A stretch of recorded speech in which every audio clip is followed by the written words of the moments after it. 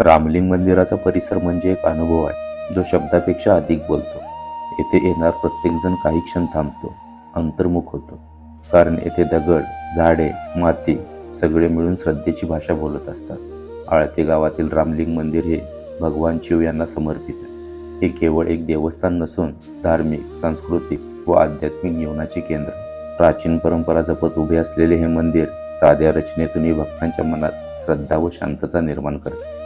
मंदिराच्या मध्यभागी असलेल्या गर्भगृहात स्वयंभू शिवलिंग प्रतिष्ठित आहे. या शिवलिंगाला रामलिंग म्हणून ओळखले जाते. गर्भगृहातील वातावरण अत्यंत शांत आणि ध्यानधारणा करण्यास पोषक आहे. गुहेत शिवलिंग आणि गणपती, पार्वती, वीरभद्र, कालभैरव यांच्या मूर्ती आहेत. गर्भगृहासमोर सभामंडप असून सण उत्सव, श्रावण महिना व महाशिवरात्रीच्या वेळी हा मंडप भक्तांनी गजबजलेला असतो.